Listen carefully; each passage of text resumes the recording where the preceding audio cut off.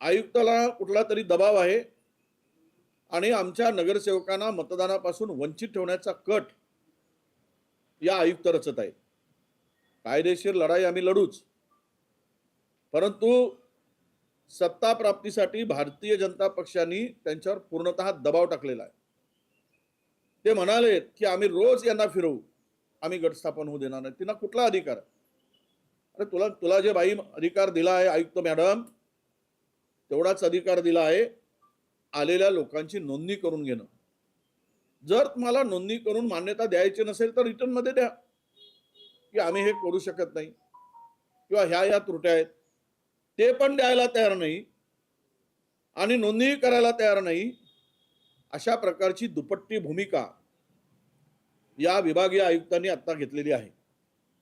मी आता त्यांना वेळ मागेल, मी त्यांच्याकडे जातोय 11 वाजता आणि त्यांना मी विचारणार आहे की तुम्ही मला रिटर्न मध्ये दिल्याशिवाय मी तिथून उठणार नाही. तुम्हाला नाकारायचा अधिकार असेल तर नाकारा, स्वीकारायचा अधिकार असेल स्वीकारा, परंतु ते रिटर्न मध्ये दिलं पाहिजे. ते रिटर्नही देत नाहीत, ते गटस्थापनही करत नाहीत. तुम्हाला बाकीच्या कोर्टात जाण्यासाठी मार्ग मोकळा होतो, पण ते सगळं हँगिंग ठेवलेलं आहे, लटकतं ठेवलेलं आहे. आणि पूर्णतः या मॅडम राजकीय दबावापोटी काम करतायत, हे आता लपून राहिलेलं नाही. या सगळ्यामध्ये गंमत अशी की प्रमाणपत्राचा कुठेही त्याचा एक निर्णय, हायकोर्टाचे निर्णय, सुप्रीम कोर्टाचे निर्णय काल वकिलांनी दाखवले. ते म्हणते की लॉ अँड ज्युडिशरीचे आम्ही मत घेऊ, त्यांच्याकडे पाठवू. काहीच गरज नाही आहे.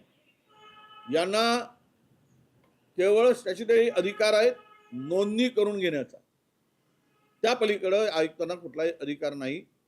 आणि नोंदणी करून ती यादी तिकडे चंद्रपूर महानगरपालिकेच्या आयुक्ताकडे पाठवायचं आहे निवडणूक प्रक्रियेमध्ये सहभाग करण्यासाठी. गटाची नोंदणी करायची आहे हा वेगळा विषय.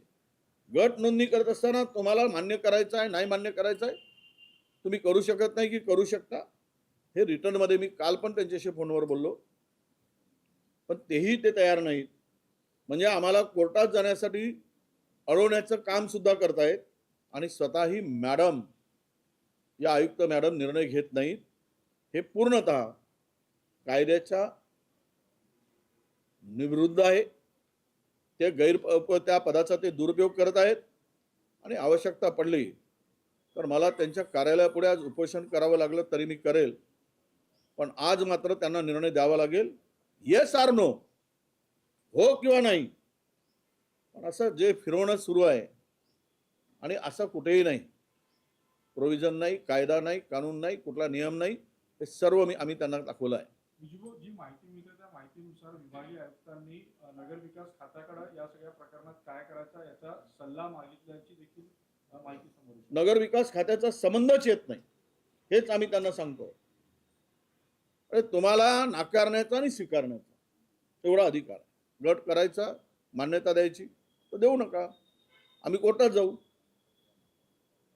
परंतु विभागीय आयुक्ताकडे जाईल, महिनाभर त्यांच्याकडे ते पेंडिंग राहील, तोपर्यंत सत्ताधारी आपलं काम करून मोकळे होतील. हे कट कारस्थान विभागीय आयुक्त रचत आहे. हे षडयंत्र असते विभागीय आयुक्त. त्यामध्ये कुठल्याही अशा प्रकारचे काही गरज नाही की नगर विकासकडे पाठवायची किंवा लॉ अँड ज्युडिशरीकडे मत घ्यायची.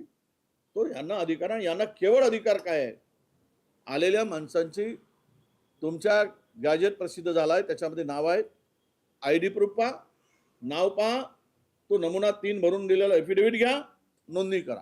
एवढाच अधिकार फक्त आयुक्तांना. आधी धानोरकर गटाने जे पत्र दिलं होतं त्यानंतर दुसरा तुमच्या नगरसेवकांचं कालचं पत्र, असे 2 गट होणार असं काही कन्फ्युजन आहे प्रशासकीय पातळीवर. त्यांना काय कन्फ्युजन करायचं आहे? त्याला काय, त्याचा काय संबंध आलाय? त्यांनी दिले, द्यायचं की नाही द्यायचं, नकार द्यायचं, नकार देत.